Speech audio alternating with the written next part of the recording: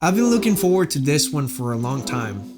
Today I get to sit with Matt Fasullo, a Canadian artist that I met a few years back online. I used to see you in a different way.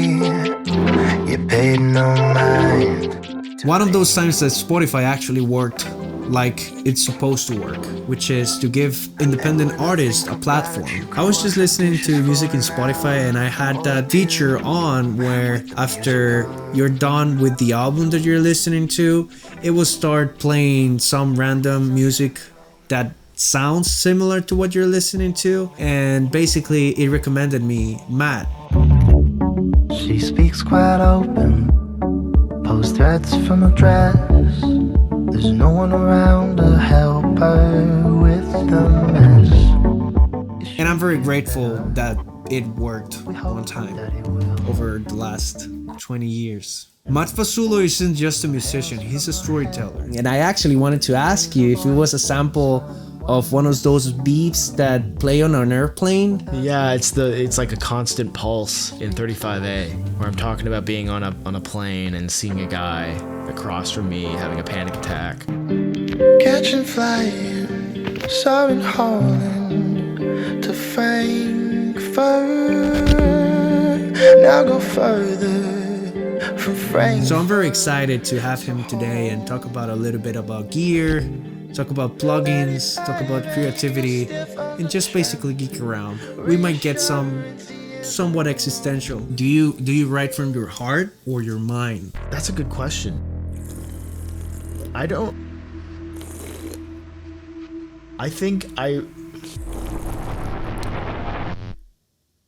Really, everything is on our minds, like even the heart, because the heart doesn't think. And so yeah, exactly. It is. You know what? We all write from our minds. yeah, exactly. That's the truth. Yeah. We don't write from our heart. Yeah. So I hope you like this stuff, especially if you're an artist. So I'm very excited to have him today here at Behind the Hertz. So stick around, enjoy, because I know I will.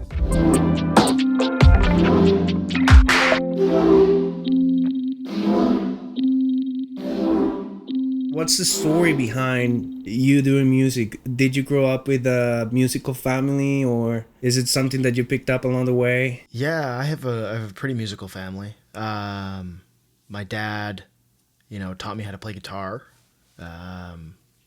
My sister can sing. My brother's a drummer. My brother is kind of the one that he kind of shaped my music taste. He got me into like punk rock when I was a kid. NoFX, like Melancholy, or Millencolin, or whatever they're called, Propagandy, Pennywise, stuff like that. And I grew up on that. Music has kind of been like a thing for me. I wasn't really... I was playing guitar and stuff since I was, I think, grade 5. I think since grade 5. But then I didn't actually start doing anything with it until 2014, I would say. I've always wanted to be in a band, but that was the year I was in college. I think it was my first year of college, and I just started. You know what? No, actually, it wasn't in my first year of college. It was in 2013, before my first year. I just moved out of my house, and I was living with my cousin and this other guy who was weird. I can get into that later. Anyways, I was recording just like these really shitty recordings on. I was using Audacity. Audacity. Yeah. It's like, like it's not good. Like Audacity's awesome if you don't plan on really doing much with it, but it's really hard to do anything effective with it in terms of mixing. Yeah. You can record like a few audio files and it's fine. But I did some stuff in that and it was fine. They're still online. I know where they are. And they're just like, one of them was like a Halo 4 song cover on guitar. But I didn't sing or anything. It was just like me playing guitar and doing rhythmic stuff. But then in 2014, when I went to school, I went to film school, and over the course of the 4 years of film school, I really wanted to get into filmmaking. But as the years went on, I started to slowly kind of fall out of love with that. And all the while I was making music when I would get home, from class, or I would skip class and I would make some music because I kind of realized that's all I really wanted to do. And don't get me wrong, I still love filmmaking, but I just, I think for me, it's like I need a more immediate dopamine hit, Yeah. Yeah, like for me, filmmaking Doing is very... films takes time. And be like, Exactly. oh, dude, I love this. Yeah. I can write a song that I'm really happy with in a night, right? To make a film, yeah, technically I could make a film in a night, but it's gonna be a little, It's you got to trickier, spend a for sure. lot of time. You got to be really disciplined making films. Anyways, so it's not that, yeah, I didn't totally fall out of love with it, but I just realized I didn't want to do it as a career path. But I was studying it, and I was gonna finish my studies. Yeah, and so I was making music when I was at home. I would stay up till like 4 or 5 a.m. just like recording stuff, and I was originally using. So I went from Audacity. What year was this? This was 2014 to 2018, so 4 years. Yeah, and I was using So in like 2014, I was using Adobe. What is it called? Audition? It's like green. Adobe Audition, which is not great for making music. It's good for recording stuff, but it's just... It's like a step up from Audacity. Yeah. But so just I was one. using Just Adobe one step Audition. up. Yeah, exactly. Yeah, it's good for like single audio files. I don't think it's good for multi-track stuff, but It's can. awful. It's awful. And then I discovered GarageBand, which is actually in a way kind of shittier. It can do less than Audition, but it, for some reason, kind of opened the doors because of the software instruments, right? And it made me realize I can do more stuff. And then when I discovered Logic, I went over to that. And that has been kind of my main thing, Logic. It's so powerful. It's janky sometimes, and it looks like a toy, but it's so powerful. I also use Pro Tools, but I use that mainly for work. But yeah, anyways, I wanted to make music, and so I just taught myself how to do it over many years, and now I guess I've been doing it for 11 years now, seriously. And yeah, for me it feels good to be able to do it on my own. Right. I save a lot of money. At the end of the day, I still try to work with other people, but Do you feel like studying film also played a role in the sound and and your music? Because That's to a great me, question. like, when I'm doing something, I always not all the time, but like, I would say most of the times I'm actually thinking about the musical video, even if that never happens. I'm actually thinking about, oh yeah, this sounds you're consciously like a good story. or unconsciously thinking about how Yeah. this can translate like visually. That's really cool. Yeah. When I'm making music, I'm not thinking about the visuals. I really struggle with that part. But I think filmmaking and films in general, and like my favorite films, have had a huge impact on the way my music sounds. Because for me, it's very like cinematic. I try to go for like a very cinematic arc from beginning to end of each song. I try to emulate. I'm always copying my favorite artists and trying to create sounds the way they would do them and stuff like that. But I think it also translates from my favorite scores, like Johnny Greenwood's scores and Trent Reznor, Atticus Ross, stuff like that. There's a difference between a good guitar player, which is pretty much just like an operator of a guitar, and then an actual guitar player, someone with a creative vision and so on, someone who knows that wants to go this way to accomplish something, right? To me, when I listened to a specific artist, I was like, oh yeah, this is my thing. I really wanna keep doing it, and I wanna go in, I don't know, whatever direction this is. Do you remember what artist did that to you? Yeah, yeah. I mean, my earliest memory of wanting to like make music, it just came to mind when you brought that up. For some reason, this memory is like solidified in my mind. I was pushing carts at Walmart in like the cold, and I was texting my friend on my new iPhone 5 or whatever, and I'm telling him how I want to, like, I want to start a band. I want to be in like a punk band because I was listening to a lot of NoFX, and I was like, yeah, I want to be in a punk band. I'm still saying this to this day because I'm not in a punk band right now. But and he was just like, yeah, what do you want to, like, what kind of punk do you want to do? What do you want the band to be called? I remember he said he wanted to name the band Bonafide. And I was like, it's all right. But anyways, yeah, it's bands like NoFX, that they've had a huge influence on me, but it doesn't really show. It doesn't, like, my music doesn't sound anything like that. But that's my earliest memory of that. One of the biggest influences for me has been like Thrice. Thrice is like one of my favorite bands. Probably the biggest one right now has been Bon Iver.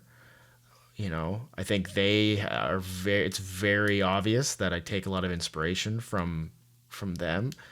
But then, you know, I go through phases where I'll be listening to something and I'll be like, I want to make some music tonight, and I'm going to try what I listened to today. So like for one of the songs off the album Lavender, I was like, I want to make something that sounds like Mazzy Star, because I did a cover of Fade Into You, which I never released. But I wanted to do a Mazzy Star feeling song. That song doesn't sound like Mazzy Star, but the guitar chords, the progression kind of does. It has like a similar vibe. And then I just kind of went from there. I was like, now I'm going to do my own thing. I've created this chord progression. I'm going to record it and kind of get a similar sound in terms of the warmth that Mazzy Star has. But I'm going to go beyond that. And it's the same thing with my like Bon Iver influence or like Phoebe Bridgers influence or The National. You know, I take influence from all those guys, and they all seep into my music depending on what I'm actually listening to in the current moment. You know, like on my drives to work, I'll be listening to just like whatever my favorite album is right now, and that will change what the next song I make sounds like, you know. It's not very good when you want to make an album that's cohesive, but that's something that I love about Clemency. The fact that I can listen to the inspirations, but I can totally understand your vision. And yeah, this is Matt for sure. Like, I know that there are some singles there that you actually released pre-album, right? Yeah. Was that the idea since the beginning? Like, did you release those singles thinking about the album? Or was it more like just random singles that you wanted, and then eventually that evolved into an album? The idea was to make an EP, like another EP, because everyone was telling me, like, don't make an album in this day and age. You shouldn't do that. You should just release singles, and then compile them into an EP. And I was like, okay. And that kind of killed my enjoyment, to be honest. I was like, I don't care. Like, to me, I love albums. I love hearing a creative work from beginning to end that's 30 to an hour long, you know. To me, it feels like watching a movie, and I get a really strong emotional connection to full length records, especially if there's like a strong intent behind it, and if songs bleed into each other and stuff like that. It's so cool. So I started off as essentially I was making singles to be turned into an EP, and it was always called Clemency. I didn't have like an aesthetic behind it. All I knew was that I was just going to do what I did before, which was make a bunch of songs, try to keep them cohesive, and then release them. And everything that I released, because I released like, I think 4 or 5 songs in the course of 5 months. But what happened was I went through a pretty tumultuous, you know, emotional time in my life. I suffered, essentially went through some loss, and I like ran away from my problems. Little did I know they would follow me. And I went to Europe, and I recorded a bunch of music there, made some cringy TikToks, and ended up not being happy. But I did record a few things that ended up on the album. The stuff that I recorded while I was over there some of it didn't actually end up on the album. I think one of the songs or two of the songs did. But yeah, the intent wasn't always a full-length album until about a year ago, and I was like, I have enough songs for this to be like a cohesive record, and it's all framed within this time in my life. You know, it all happened in a very specific time, and I wrote all these, most of them in a very specific time, and they're all kind of about the same thing. So this is an album already. And then it was a matter of me mixing it, and that's what took the longest. And then me feeling like, oh, there needs to be another song, and then removing some songs, putting other songs on, you know. Yeah. So would you say, like, when you write music, for example, for this album, you were never thinking about, you know, this is a song for an album? You were basically just writing about something that you were going through. No, actually, I would say I'm always thinking of things in terms of an album. Every time I write a song, I'm like, I want this on an album. Every time.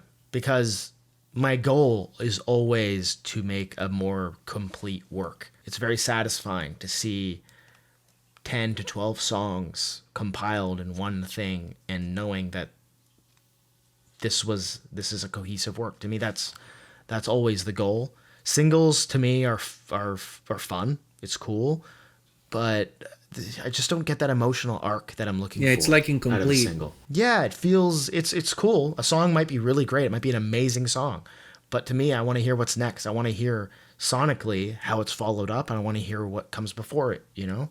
Yeah, I love that. But that's kind of like the general consensus everywhere. Like, yeah. You know, albums are dead and singles are the new thing. That's exactly what one of the biggest problems was for me in 2024. I released 5 songs, and I was like, I'm going to release one song every month. And then I tried to, and I just got really, I started thinking, I was like subscribed to these like music marketing channels and paying for all this shit that wasn't helpful. And I realized I was just throwing money at it. And it made me feel like it completely sucked all the enjoyment out of what I was doing. You know, I was like, I'm just like essentially trying to become an influencer. And I was like, this is stupid. I'm not, this is not why I do this. It's why I released the album in the first place. You know, I didn't really put any money into this. I put a lot of time into it, but I don't have money. I don't have money to market anything, and I don't care. I got it printed on CDs, which is cool. And I'm going to put it on vinyl at some point, but I'm really not that precious, or my goals when it comes to this stuff are really to just, you know, if something happens, cool. But I get the most joy out of making it and being happy with it.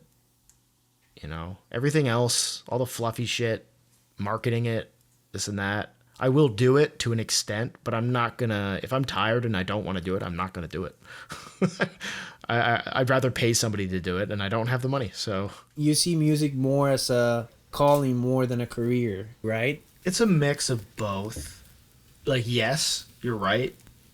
But I would love to not have to do anything but this. Right. Right? Yeah.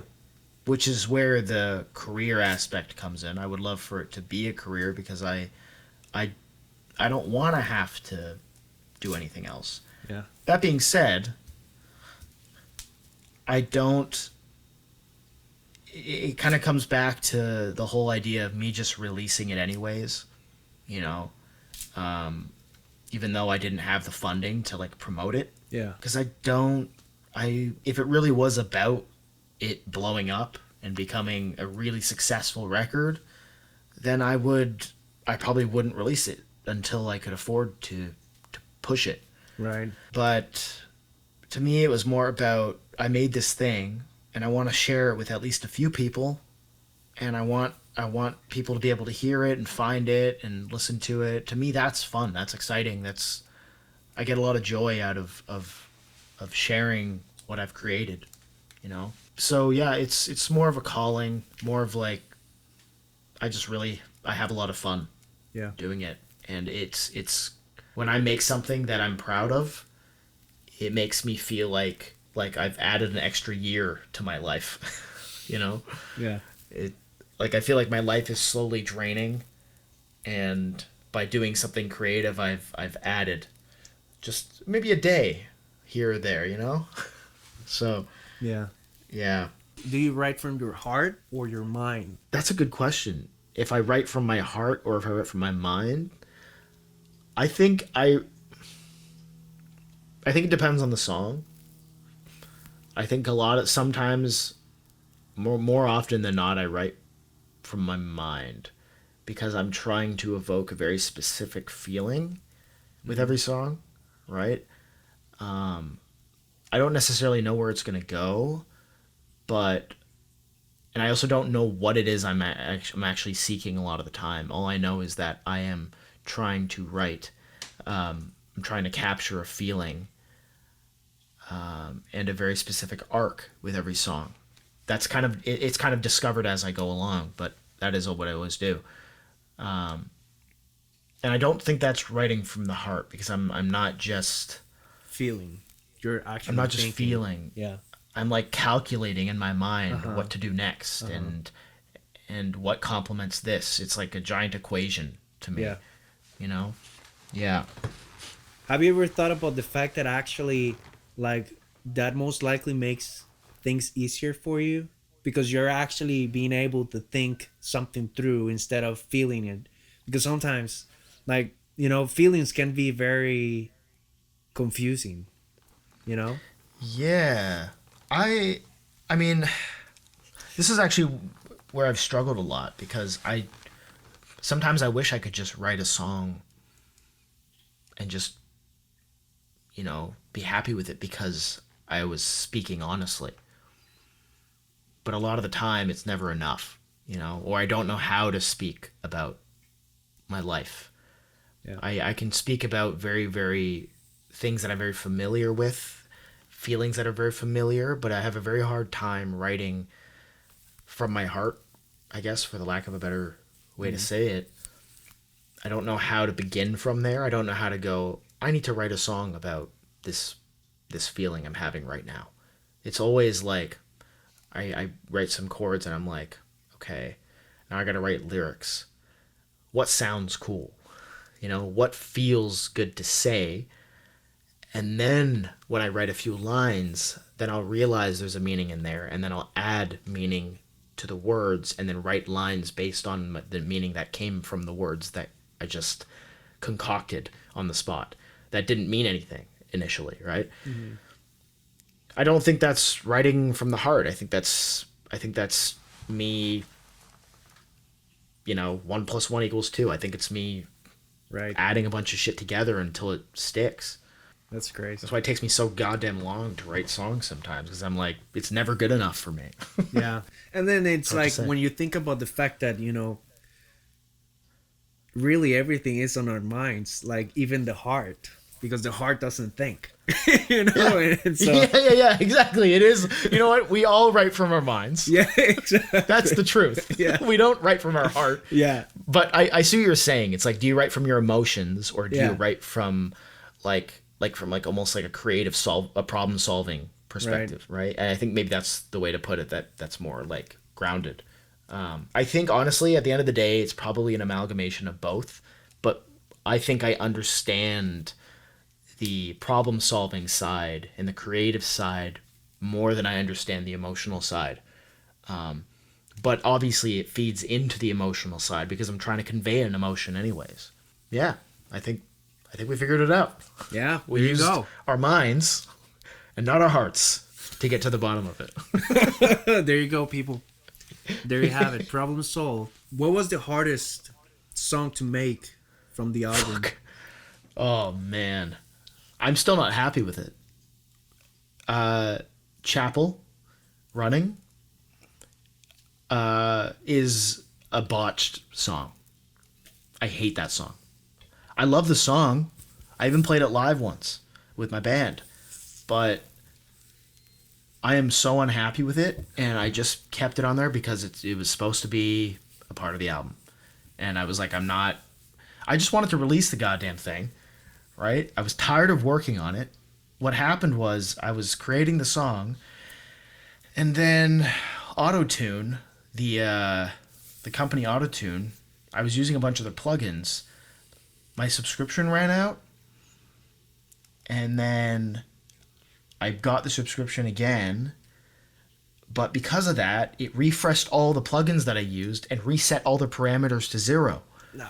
So I lost the mix that I had, and it sounded terrible. And so I tried to recreate it, and I managed to make it better, but I overmixed the shit out of that song to the point where it's just a muddy mess. Yeah. If you listen to it again, you'll see what I'm talking about. It's fucking... I mean, in some ways, maybe I can pull it off as it was a creative choice. It wasn't. It was that song. That song was so difficult to get sounding good, and it's because it's too much. There's too many layers. I like don't get me wrong, I like the song in terms of songwriting. I like what I intended to do, but it did not end up the way that I wanted it to at all. It doesn't crazy. sound good to me, but I was like, I have to let go. At a certain point, I have to let go and just accept the fact that it is what it is. You know, maybe I'll remix it one day, but I don't give a shit anymore. I'm so over it. So, what was the easiest song to make? The easiest. Yeah. I made Farfisa in one evening. Cave In was decently easy as well. Cave In I didn't write myself. I wrote it with somebody else. God, the easiest. Wilson. Oh, yeah. It's not even a song. Okay, I would say Farfisa was the easiest. That or Cave In, because I didn't do it alone. So you feel like you work better with other people? It depends who. Some people are really hard to work with. Some people are really easy to work with. Like, you know, I'm sure I'm that person for some people, and I'm sure I'm really hard to work with other people. Like, you know, when I'm in a bad headspace, I'm impossible to work with because I can't get anything done. But I love working with other people that for me, it has less to do with working and making art, and it has more to do with spending time with someone I care about and connecting with them. Right? Like I worked on this album with people that I felt emotionally close to. Right? So like Cave In I wrote with my friend Calvin. I had like a little bit of a loop, like a synth loop, and like a couple of guitars recorded, but there was no song there. And we were in this studio, and there was a Rhodes, and him and I just kind of sat there and talked about the lyrics, and we talked about the chords on the Rhodes we were going to use, and like none of the songs were easy to make because there was always challenges in trying to figure it out. But what made that song easy was me sitting there with him and bouncing the idea off of him, right? And him giving me ideas and, you know, giving me something to write about, you know, helping me connect to something in my life and actually hone in on a concept lyrically. The song just kind of came together in one night, and then he left and I recorded the last verse. And that's why the song is like almost in two parts, right? The first half was instrumental for a while, but then the second half, it's just like Rhodes and my vocals and like a heartbeat almost. And we recorded the second half first, And then I recorded the first half after he left, and it just kind of came together. But it was yeah, I wouldn't say it was easy, but it was the most inspiring to make for me, because it was the first time I had written a song that I didn't feel like it needed to have any kind of structure, and I wasn't thinking too much about the length. I wasn't thinking, oh, this is too short, or oh, this is too long. I was just like, the song is just what it is. It's going to be 2 parts and then it ends. And that, to me, that's one of my favorites, because it feels like I'm doing everything the way I wouldn't normally do it. I'm taking away all the layers, and, it's just like 2 things almost the entire time. So. Are you like that Yeah. most of the time? Like, just fuck it?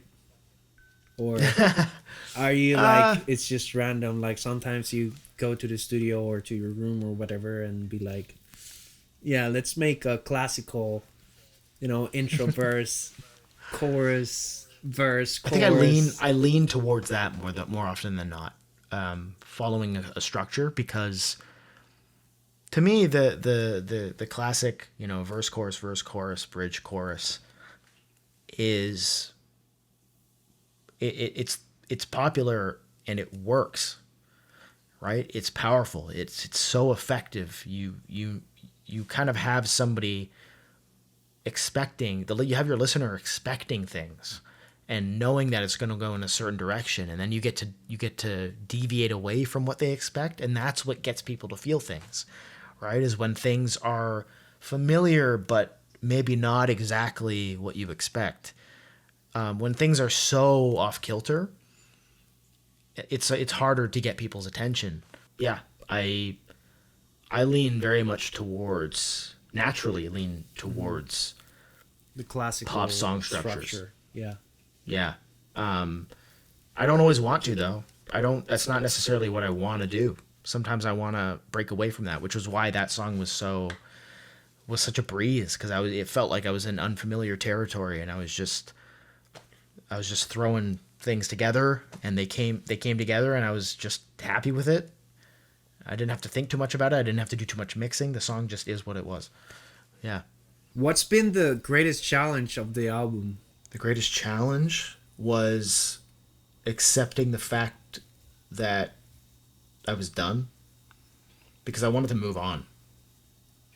I wanted to just be like done with it and put it out there and move on to the next thing. Because at a certain point, you get so far away from the time that you've created it that you no longer connect to it. I have a whole other album that I made 4 or 5 years ago. Not 4 or 5 years ago. It was like 2021, 22. And I made it basically during COVID. And I no longer connect with it. And I would love to put it out there, but when I listen to it now, I'm kind of like, I would do this differently. So there's a whole unreleased record that I didn't release like any of the songs from it. I think I released 2. One of them was Oh So Proud, and the other one was Video 99. Those 2 were from that album. They were supposed to be the singles leading into it, and the mixes just never got finished. I was getting somebody else to mix it, but he was very busy, and they just never got finished, and then that album never happened. And then I moved on, and I made the sequel. Yeah. It's like Right. like you were saying about Clemency as well, being such a personal thing. I mean, it's like how it's weird. The album that I never released, I did release actually another song from it not long ago called Good Company. It was on a soundtrack for a Filipino movie. But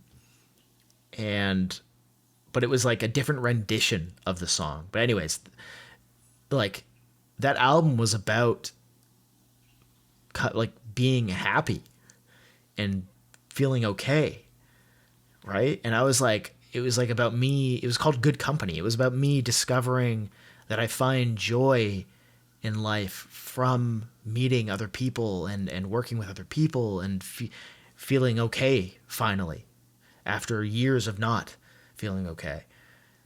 And then this album, basically my first, right, is the opposite. It's like very depressing, or at least very melancholic, and not a happy album. It's not, I wouldn't say it's sad, but it's not happy. Yeah. You know? It's very, very introspective, and not always in a positive way. So it's weird. In that way, like, I look back at that other album that I never made or never finished, and I'm like, that's why I can't release it anymore, because it doesn't feel like it's me. It doesn't feel true. I should have released it when I was done. When I had done my rough mixes, that should have been it. I should have been happy with those mixes. But never happened. And now it probably never will. I got to move on to the next thing. Yeah. Yeah. I remember, I don't know if it was Lavender or which song, but I heard something, and I actually wanted to ask you if it was a sample of one of those beeps that play on an airplane. I think that you were, on the lyrics, you were actually saying something about flying or going in from one place to another, and I could hear like a sample playing, and it sounded like... Doo. Yeah, it's like a constant pulse in 35A, where I'm talking about being on a plane and seeing a guy across from me having a panic attack. Not a panic attack, but he was panicking. Catching flying, soaring Holland to Frankfurt. I don't remember if I sampled an actual plane beep, but that was the intention, was to make it sound like the beep on a plane. What about the recording on Wilson? What's that recording? Wilson? Yeah. The next day, he returned to Los Angeles. When the rest of the band returned from the Christmas tour, he told them he would not be playing with the band anymore.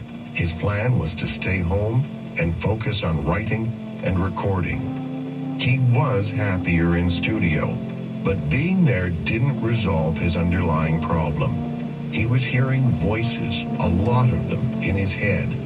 They had started earlier in the year when he first took LSD. They were progressively louder and more vicious. Voices that were telling him he was weak, that he was worthless, that he should give up. Yeah, so that, I was sitting in my car, and I'm the kind of person who, I have this button here on my phone set to record a voice memo. Because if I hear something that I really like, I will record it, like, because I really need to, you know, I want to sample it in some way, and most of the time I don't use it, but I heard that and I was like, fuck, that's awesome. I need that as like an interlude or something. It was on the radio, and I was like scrubbing through, and I was capturing some of the static, and then I landed on this station, and it was like this weird voice. I was like, what the hell is this? But it was just some guy talking about Brian Wilson, right? And I didn't realize that at first, but then I kept listening back, and I was like, wait a second, this is the story of Brian Wilson, about him developing schizophrenia, hearing voices, and he didn't want to go on tour anymore. He wanted to stay home, and he wanted to record, and he just wanted to make music. But then it ended up, you know, destroying his life almost. And that's what it was about. But just the snippet that I used, I was like, for some reason, I'm like connecting to this. I don't have schizophrenia, obviously. I heard that, and I was like, this guy just wanted to fucking make art. And everything was just attacking him, you know? Everything around him was just trying to tear him down. And to me, it was very touching. But I also thought it was just really interesting to hear that on the radio and being like, why does this narration sound so lifeless and robotic? And it's obviously a real guy, but why is he talking like this? You know, to me, it was just really cool. Dude, there's no way. That's insane. That's a crazy story. Like, the fact that you were just going through radio stations and you landed on that's insane. Yeah. That was meant to be in the album. Like, yeah, I know. Dude. I'm worried that it's a part of some like documentary or podcast, someone's gonna be like, "You got to take this down." Oh yeah. But who knows? I'm not. Nobody's gonna fucking. I don't know. Nobody cares. Maybe. Dude, We'll see. yeah. My God, that's crazy. Yeah. That's such a great story. I wanted to ask you about that because I was like, you know how Radiohead actually, what was the album like? I think that they actually used like a robot voice, but they would actually enter the text, which is, I think it was the same computer that Stephen, what was the name of this? Stephen Hawking? Stephen Hawking we use. Yeah. So it sounds like Stephen Hawking, but they Oh, on actually Kid had the A. computer and they entered the text. So they would, it would give them back what they wanted. So I just remember that as well, and I thought the same thing. I was like, is this a robot or what is it? It's weird, right? Yeah. I mean, dude, that story is just crazy. A freaking rainy night, and you being on your way home, tired, and it's like, dude, crazy stuff. Oh my God, I love that. Yeah, it's cool. Have you ever And tried anything? Scary. Yeah. Yeah. I've tried a few psychedelic drugs here and there. Okay. In How was it? Amsterdam. I've had some beautiful, amazing experiences and some extremely terrifying ones. I've wrote a couple songs about the terrifying ones. Or at least I reference them in lines. But the good experiences, I mean, it's weird. Like, I hear a lot of people talk about how, it was like awakening for them and they changed who they are. But I look back at them, I'm like, it kind of felt like being on a roller coaster. Mm-hmm. It's like, that was crazy. But then when I'm back in reality, I look back and I'm like, well, it wasn't real. Yeah. It was all in my head. And as beautiful as it is, it didn't change my view on life or anything. It was just an experience that I now remember. Which feels very like, I guess, it feels like when I say it out loud, it feels like I'm pushing the idea of it changing me away. But to me, I just look back and it just feels like another memory of something that was odd. I don't regret it, though. I had a lot of fun. That's awesome. Yeah. Have you ever done it or thought about doing it to make music or something creative? I did. Okay, so I was in school when I tried to score my thesis film. I invited my friend over who I was going to make the score with, who's in my band. And I was like, hey, do you want to like take some psychedelics? And he was like, yeah, man, let's do it. And we both took way too much. And we were gonna make some music, right? We didn't even start. We just lost our minds. Or at least I lost my mind. I thought I was God. And I thought, because he was the only person that I could see, I thought that he has the same name as me. His name is Matt as well. So I thought that he was God. And I was like, wait, it's because our names are Matt. We're like the only people that have ever existed and only ever will exist. We are all that there is. And then I was like looking around my room and I thought I died. And oh God. And I remember I had Funeral by Phoebe Bridgers on repeat. And that was not helping me stay sane. Because it was like, the song was just telling me, you're dead the whole time. So it was really, really, like, I say that and it's funny, but I was absolutely heartbroken because all I could think about was my family and what they're going to say when they find out I'm dead and how they're going to feel. And, how like, I was just heartbroken for the most part and terrified because it was so real, right? And then when I came back, it was like, it was just relief. Like, it was pure relief. It's weird feeling like you don't exist and then realizing you do exist again. It's very, very bizarre. So ever since then, that was like my very experimental phase. I was like trying a lot of stuff. And then that kind of changed me. So I guess maybe they do change. They do change. But I think it just made me, in terms of changing me, I think it just made me a little afraid of psychedelic drugs. Dude, Yeah. I mean, I could never, because I suffer from anxiety. And the two times that I smoked weed, I ended up in the hospital. Dude. Weed is intense. Yeah. Like, here in Canada, it's legal. And the stuff that you can buy from the store is insane. It's so strong sometimes. I used to smoke a lot of weed in college, and then I had a few really bad experiences, and now I don't really enjoy it anymore because when I take it, I just start being really critical of myself. It sucks.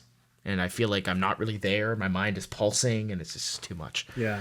I'll do it occasionally if I'm in a really relaxed environment, But I can't be creative if I'm high or inebriated in some way. I can't be creative because I remember the last time I got high a few months ago.